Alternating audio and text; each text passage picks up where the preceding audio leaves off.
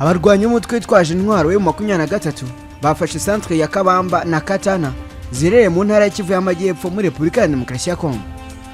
Kabamba na Katana ni uduce duherereye muri teritwari ya Kabare, ni ya kabiri muri iyi ntara. Abarwanyi ba 23 binjiyemo nyuma yo gufata ibice byinshi muri teritwari ya Kare. Nkuko amakuru aturuka muri Kivu y'Amajyepfo bisobanura, Kabamba yafashwe mu ijoro rya tariki ya 13 rishyira tariki ya 14 Gashyantare 2025. Katana yo ifatwa mu gitondo cyo kuri wa 14 Gashyantare. Hagaragaye amashusho y'abarwanyi ba 23 banyura muri centre ya Katana berekeza ku kibuga cy'indege cya Kavumu kiri mu ntera y'ibirometero 7 mu majyaruguru. Abarwanyi ba 23 bakomeje gufata ibi bice muri Kivu y'Amajyepfo mu gihe ihuriro ry'ingabo za leta ya Kongo rikomeza kubagabaho ibitero bikomeye rigerageza kubakura mu byo basanzwe bagenzura. Umuvugizi wa 23 mu rwego rwa politiki Lawrence Kanyuka kwa 13 Gashyantare yatangaje ku indege y'intambara Sukhoi 25 yiri huriro yarashe mu bice bituwe cyane muri Karehe, yica abasivili 10 abandi 25 barakomereka. Kanyuka yasobanuye ko amakompara y'Isukhoi 25 yarashe muri Karehe yanasenye inzu z'abaturage n'ibitaro bikuru bya Karehe. Amakuru avuga ko iyi ndege ishobora kuba yarasiwe hejuru y'ikiyaga cya Kivu ubwo yageragezaga gusubira mu birindiro byayo. Nubwo bimeze bityo ariko urwego rukuriye abasenyeri muri Repubulika ya Demokarasi ya Kongo rwemeje ko intumwa zarwo zahuye na Perezida Paul Kagame mu rwego rwo kuganira ku mahoro arambye mu burasirazuba bwa Kongo no mu karere. Ifoto ya Perezida Paul Kagame ari kumwe n'abo basenyeri bo muri Kiliziya Gatolika no mu madini ya Giprotestanti yakomeje kugenda igarukwaho ku mbuga nkoranyambaga. Urwego rwitwa Senko rwemeje ko muri gahunda igamije kubanisha mu mahoro abatuye Kongo Kinshasa, intumwa zigizwe na Senko ECC zabonanye na Perezida Paul Kagame kuri wa kane tariki ya 13 Gashyantare i Kigali. Abagize itsinda bari bavuye i Goma muri Kivu y'Amajyaruguru aho bahuye n'umuyobozi wa FCM 23 Corneille Nangaa mu rwego rwo kuganira uko haboneka amahoro mu nzira y'ibiganiro. Mu byo basabye harimo guhagarika imirwano, gufungura ikibuga cy'indege cya Goma no gufasha ko abaturage bagerwaho n'inkunga. Musenyeri Nshori Donatien avuga ko gahunda yabazanye Goma ni Kigali na Perezida Felix Tshisekedi yarayizi kandi ko atababujije. Abanyamadini bahuye na Perezida Felix Antoine Tshisekedi mbere yo guhura na Corneille Nangaa na Perezida Paul Kagame, ndetse igitekerezo cyabo cyakiriwe n'andi madini nayo yagiye kureba Perezida Tshisekedi agasaba ko nayo agira uruhare muri ibi biganiro. Nyuma yo guhura n'umunyepolitike Martin Fayulu utavuga rumwe n'ubutegetsi bwa Kongo, bazajya mu Bubiligi guhura n'abandi banyepolitike. Umuryango w'abibumbye Loni watangaje ko mu ijoro ryo ku itariki ya 10 rishyira 11 Gashyantare 2025 umutwe witwaje intwaro wa Kodeko wiciye abaturage barenga 80 muri teritwari ya Jugu mu ntara ya Ituri muri Repubulika ya Demokarasi ya Kongo. Ubuyobozi bwo muri teritwari bwari buherutse gutangaza ko abiciwe muri iki gitero ari 51, ariko busobanura ko abandi benshi bari bakomeretse bihambaye. Abo bose rero ngo nabo muri segiteri yitwa Jayi. Umuvugizi w'igisirikare cya Kongo muri Ituri Lieutenant Jire Ngongo yatangaje ko bagerageje gutabara abaturage ba Jayiba basanga Kodeko yamaze kubica. Ubuyobozi bw'ubutumwa bw'amahoro bwa Loni muri Repubulika ya Demokarasi ya Kongo MONUSCO bwatangaje ko abarwanyi ba Kodeko bicishije abaturage ba Jugu intwaro gakondo baratwika inzu zabo. Nk'uko itangazo ry'ubu buyobozi ryakomeje ribisobanura, abasirikare ba MONUSCO bahanganye na Kodeko mu gihe yagabaga iki gitero ariko ntibashobora kurogora aba baturage. MONUSCO yasobanuye ko nyuma y'iki gitero yashyize ibigo bibiri by'agateganyo by'ingabo zayo muri Jayiba, by'umwihariko ahari inkambi z'impunzi kugira ngo zizirindire umutekano. Mu gihe intambara ku rubuga rw'imirwano ikomeje, umuyobozi w'ihuriro rya AFC ririmo n'umutwe wa 23 Corneille Nangaa yagaragaje ko badakeneye ubufasha bw'ingabo z'u Rwanda kugira ngo bahangane n'ingabo za Repubulika ya Demokarasi ya Kongo kuko bifitiye ubushobozi buhagije. Iki ni igisubizo yahaye umunyamakuru Colette Brackman w'ikinyamakuru Le Soir ubwo yamubazaga niba koko ingabo z'u Rwanda zidafasha FCM 23 mu ntambara iri kubera mu burasirazuba bwa Kongo. Nangaa yasubije umunyamakuru ko adakwiye kugabanya imbaraga ze 23 kandi Perezida Tshisekedi yarashatse kuyifashisha nk'ingabo zimurinda, agaragaza ko kwita abarwanya bayo 23 abanyarwanda bishingira ku kuba bamwe muri bo bavuga ikinyarwanda. Yagize ati kubera iki mugabanya imbaraga zacu kandi Felix Tshisekedi yari yarasabye M23 kure mu mutwe w'ingabo zimurinda. Kinshasa ikomeje icengeza amatwara rishingiye ku rujijo bivuga ko umunyekongo wese uvuga ikinyarwanda ari umunyarwanda. Nibyo koko bamwe mu basirikare bacu bavukiye Rucuru, Masisi na Nyiragongo bavuga ikinyarwanda.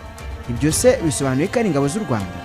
Ibiganiro bya 23 na Perezida Tshisekedi byatangiye muri 2019 nyuma yo kujya ku butegetsi.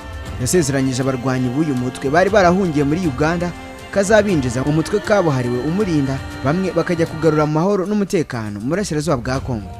Nanga yasobanuye ko impamvu Perezida Tshisekedi yari yafashe icyemezo cyo gushyira abarwanya mu 23 umutwe w'ingabo zimurinda hari uko yashakaga kubasimbuza abo yasigiwe na Joseph Kabila kuko atabizeraga. Yagize ati Tshisekedi yaganiriye na 23 ubwo yabonaga irimo abasirikare benshi beza yashatse kubashyira mu ngabo ze kugira ngo bajye bamurinda kuko atizeraga abo yasigiwe n'uwo yasimbuye ku butegetsi. Umuyobozi wa FCM 23 yasobanuye ko Perezida Tshisekedi yahinduye umugambi yari afite kuri 23 atangira gushaka gufunga no kwica abayobozi b'uyu mutwe, ndetse ngo ni nabyo byatumye basubukura imirwano bari barahagaritse muri 2013.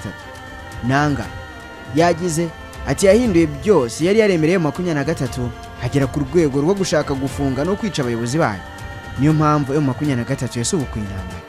Umunyamakuru yakomeje kumubaza ku bufasha u Rwanda rushinjwa rwa FCM 23, asubiza ati sindi umuvugizi w'u Rwanda, agaragaza ariko ko buri wese hazi ko Perezida Tshisekedi yatangarije mu ruhame ko ashaka gukuraho ubutegetsi bwayo.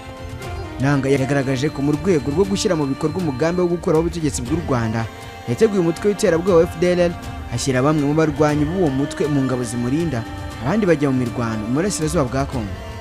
Ati kubera iyo mpamvu yashakishije FDLR arayivugurura aha ibikoresho n'amafaranga, yanabashyize mu ngabo zimurinda kandi FDLR iri imbere ku rugamba mu burasirazuba.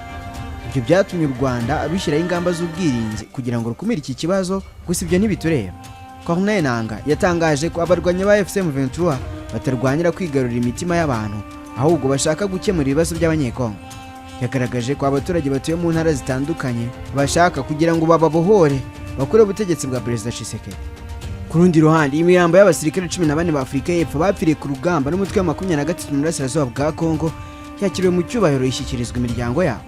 N'umuhango wabereye ku biningiro by'ingabo za gisirikare zirwanira mu kirere SWAT Corps Air Force Base mu mujyi wa Pretoria. Perezida Cyril Ramaphosa n'umwe mu bari bitabiriye umuhango.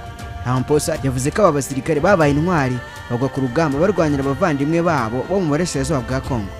Yavuze ko bari bagiye kuri uru rugamba mu mugambi mugari wo gucicikesha imbunda ku mugabane bakunda wa Afurika. Iyi mirambo yageze muri Afurika y'Epfo nyuma y'ibyumweru birenga 2 by'urugendo rugoranye.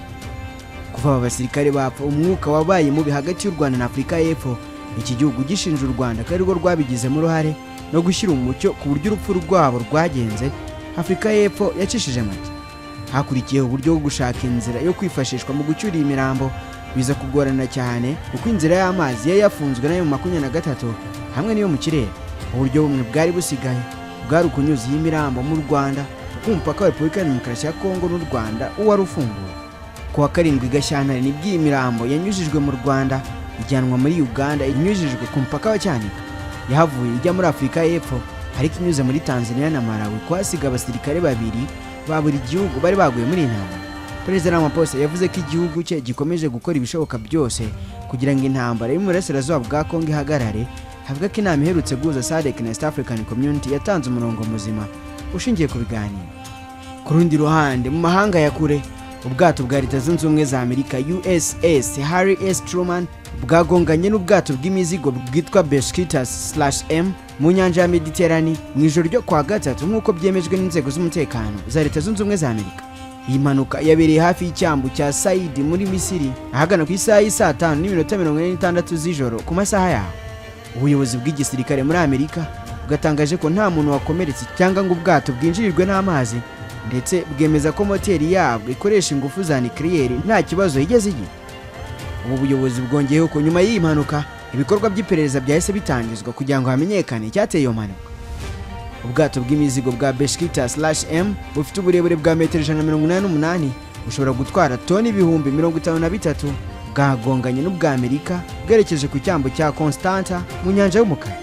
Ubwato bwa USS Harry S. Truman busanzwe buhagarara i Norfolk muri leta ya Virginia, bwari bumaze iminsi buri ahazwi nka Sauda Bay mu Bugereki.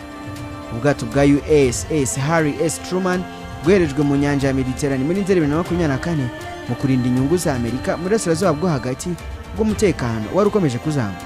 Ubu bwato bufite ubushobozi bwo gutwara abantu 5,000 bwagiye kwifashishwa mu bikorwa bikomeye bya gisirikare birimo no kurasa ibisasu ku nyeshyamba z'Abahuti muri Yemen. None ku inama ya East African Community na SADC yasabye ibiganiro no guhagarika imirwano, bikaba bisa nkaho impande zombi ntazishaka kubahiriza agahenge aho intambara izarangira. Wowe ubibona ute? duha igitekerezo muri comment. Njye ubundi nitwa Eric Rukundo, Sage Direct. Si byose amateka, politike, ikoranabuhanga, ubuzima n'izindi ngingo nyinshi zo tuganira kuri channel. Naho butaha.